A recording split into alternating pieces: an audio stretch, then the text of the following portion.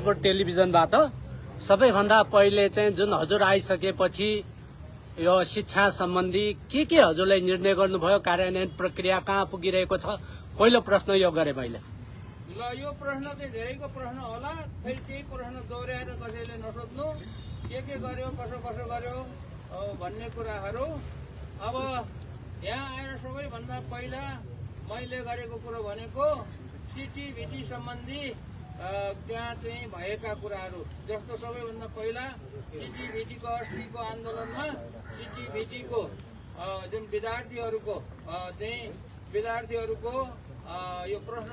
उत्तरको कापी जलेको हुनाले अब त्यसलाई चाहिँ सिटिभिटीको विद्यार्थी जसको कापी जलेको छ त्यो विद्यार्थीहरूको चाहिँ फेरि एक्जाम लिने, जाँच लिने भन्ने कुरामा त्यहाँ चाहिँ विद्यार्थीहरूको चाहिँ निकै ठुलो भिडभाड भयो, कुराकानी भयो। अब त्यो जाँच चाहिँ लिने, कसरी लिने भन्ने कुराहरूको एउटा सहज तरिकाले लिने भन्ने किसिमले त्यो भएको छ र जाँच चाहिँ लिने भन्ने कुरा चाहिँ त्यो निर्णय गराउनलाई निकै चाहिँ कसरत गर्नु पर्यो। अब कति विद्यार्थीहरूको चित्त अझै पनि चित्त चाहिँ अझै पनि बुझेको छैन, किनभने उनीहरूको माग थियो कि यो चाहिँ हामीले जाँच नदिइकन हामीलाई पास हुनुपर्छ भन्ने थियो। अब जाँच नदिइकन कसरी पास गर्ने भन्ने भनेर जाँच चाहिँ दिनुपर्छ र त्यो त्यसको लागि चाहिँ खास गरी पूर्वतिरको र कोशी प्रदेशको र बागमती प्रदेशको खास गरी त्यो कापीहरू जलेको करिब 10% विद्यार्थीहरूको कापी जलेको रहेछ र त्यो कापी चाहिँ त्यो जाँच चाहिँ उतै हुने, अब उतैको सेन्टरमा हुने, यता काठमाडौँ आउन नपर्ने भन्ने किसिमले त्यो कुरा चाहिँ भएको छ र त्यसको रुटिन पनि निस्किसकेको छ, सबै तयारी चाहिँ हुँदैछ। यो कापी जलेकोहरूको चाहिँ फेरि जाँच लिँदाखेरि पनि झन्डै 1,75,00,000 रुपियाँ जतिको खर्च आउँदो रहेछ र त्यो सबै कुराहरूको चाहिँ व्यवस्था भएको छ। अर्को कुरा सिटिभिटीमा चाहिँ सम्बन्धनको चाहिँ काम चाहिँ रोकिएको रहेछ। 2069 सालदेखि अहिलेसम्म करिब 440वटा जति निवेदनहरू परेको र त्यसमा चाहिँ अगाडि नबढेको भन्ने रहेछ र त्यो निवेदनहरूलाई चाहिँ तुरुन्तै छानबिन गरेर 2 महिनाभित्र छानबिन गरेर पाउनेले जतिले पाउने, नपाउने जतिले नपाउने गरेर चाहिँ त्यो चाहिँ टुङ्ग्याइदिने भन्ने भएको छ। किनभने कतिपयले निवेदन दिएर त्यत्तिकै बसिरहेका छन् अथवा कतै गएका छन्, कतिपय चाहिँ अब निवेदन दिइसकेपछि सम्बन्धन पाइन्छ कि भनेर कुरेर पनि बसिरहेको छन् र यो सम्बन्धन लिने काममा चाहिँ अलिकति चाहिँ भ्रष्टाचार पनि भएको रहेछ भन्ने कुराहरू पनि बुझेको हुनाले अब चाहिँ भ्रष्टाचार नगरिकन निष्पक्ष तरिकाले,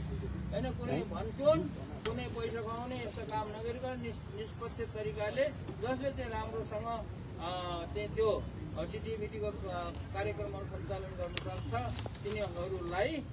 चाहिँ दिइहाल्ने भनेर त्यो चाहिँ एउटा काम चाहिँ यो अगाडि बढाइएको छ र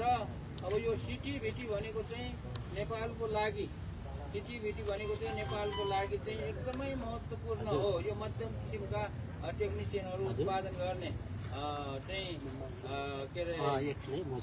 यो अङ्ग भएको हुनाले यसलाई चाहिँ अब अझै राम्रोसँग सञ्चालन गर्नको लागि पुनर्संरचना गर्ने भनेर त्यो पुनर्संरचनाको लागि चाहिँ एउटा अर्को कार्यदल, त्यो प्रबन्धनको लागि छानबिन गर्ने एउटा कार्यदल र पुनर्संरचनाको लागि गर्ने एउटा कार्यदल भनेर त्यो काम चाहिँ अगाडि बढिरहेको छ र सिटिभिटीलाई चाहिँ अब अलिकति निकै राम्रो बनाउने भन्ने चाहिँ पहिलो प्रयास हो, किनभने दुनियाँ जनताहरूको माग पनि त्यो कुरामा छ। अब अर्को कुरो चाहिँ के छ त भन्दाखेरि विद्यालय स्तरमा अब अहिलेसम्म जुन छ यो संविधानले विद्यालयहरूको सञ्चालन पठन पाठन गर्ने, सम्बन्धन दिनेदेखि लिएर शिक्षक सरुवाहरू गर्ने के अरे टिचरहरूलाई चाहिँ परिचालन गर्ने, हेडमास्टर छान्ने सबै कामहरू अब स्थानीय स्तरमा दिएको छ। अब त्यसमा चाहिँ खास गरी के भएको छ भने यो राजनीतिकरण भएको ठाउँमा अब के अरे स्थानीय सरकार जसले जहाँ चाहिँ अलिकति राजनीतिकरण भएको छ त्यो राजनीतिकरण भएको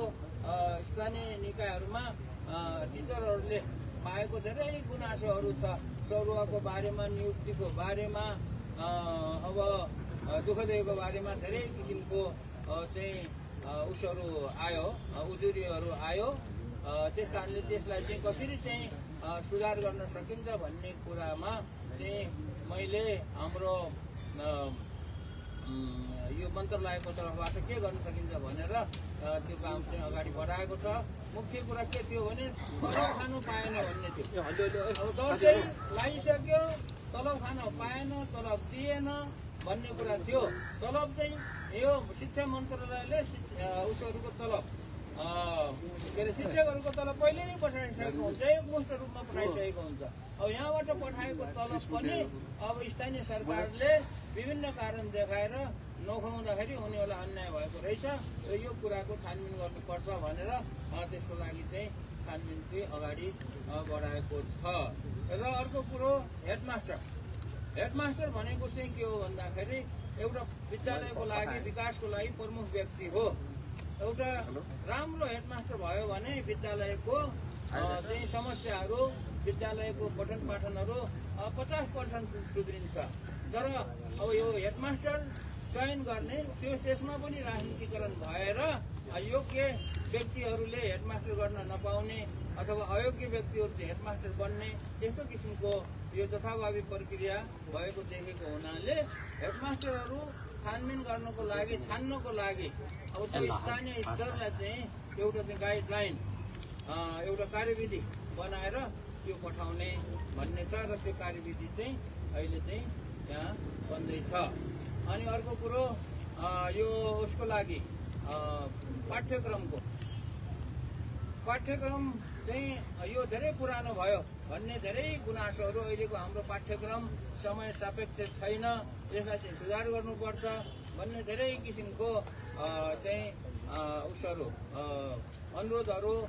आएको हुनाले हामीले चाहिँ पाठ्यक्रम विकास केन्द्रमा नै गएर अब पाठ्यक्रम कसरी बनाउने र कुन पाठ्यक्रमहरू बनाउने भन्ने, कसरी बनाउने भन्ने कुराहरूको छलफल गरेर चाहिँ उनीहरूलाई काममा लगाइसकेको छ। खास गरी अब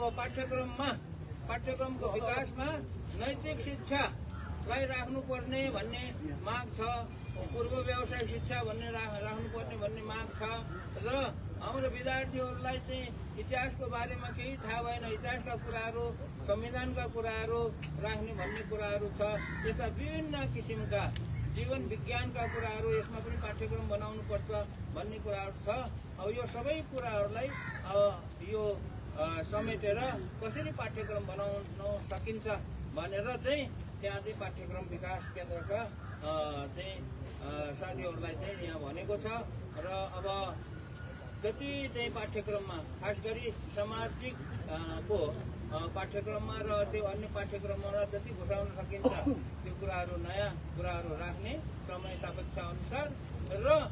गर्न नसकिने, त्यो पाठ्यक्रममा घुसाउन नसकिने कुराहरूलाई चाहिँ अतिरिक्त क्रियाकलापको लागि चाहिँ छुट्टै कार्यक्रम, छुट्टै चाहिँ एउटा गाइडलाइन बनाउने, कस्तो किसिमको अतिरिक्त कार्यकलापहरू गर्नुपर्छ भन्ने कुराहरू त्यो पनि अतिरिक्त क्रियाकलाप अन्तर्गत राख्ने भन्ने हो। जस्तो उदाहरणको लागि अहिलेसम्म अतिरिक्त क्रियाकलापमा गर्ने भनेको के हो भन्दाखेरि खेलकुद गर्ने, नाचगान गर्ने,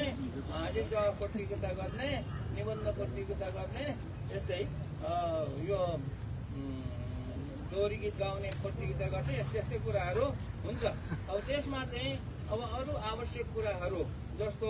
अब जीवन विज्ञानका कुराहरू, योगका कुराहरूदेखि लिएर नै के अरे यो प्रकृति विपद आउँदाखेरि, यो प्रकृति विपदको भूकम्प आउँदाखेरि त्यस्ता कुराहरूको पनि अतिरिक्त क्रियाकलापमा त्यस्ता किसिमका ज्ञानहरू विद्यार्थीहरूलाई दिने भन्ने किसिमले यो अतिरिक्त क्रियाकलापको कार्यक्रमहरूलाई पनि थप गर्ने, अहिलेसम्म जति छ त्यसलाई चाहिँ अझै थप गर्ने भन्ने कुरो चाहिँ छ। अब यो छ। अब यो भयो यो विद्यालय स्तरको। र अर्को कुरा के छ त भन्दाखेरि हामीले यो विद्यालयहरूको शिक्षकहरूको सरुवाको बारेमा पनि धेरै कम्प्लेन आएको थियो र त्यसको लागि चाहिँ एउटा कार्यविधि रहेको छ र त्यो कार्यविधिमा चाहिँ यो सिनियर शिक्षकले मात्रै सरुवा पाउने, जुनियरले नपाउने भन्ने कुराहरू थियो। तर त्यसलाई चाहिँ यथावत राखेर त्यसमा केही कुराहरू जस्तो खास गरी सरुवामा के को कुरा हो भन्दाखेरि अपाङ्ग भएकाहरूलाई चाहिँ अलि सजिलो ठाउँमा पठाउन सकिन्छ कि बिरामीहरूलाई के कसरी त्यो स्थिति हेरेर चाहिँ यो सरुवाको पनि कार्यविधिमा चाहिँ अलिकति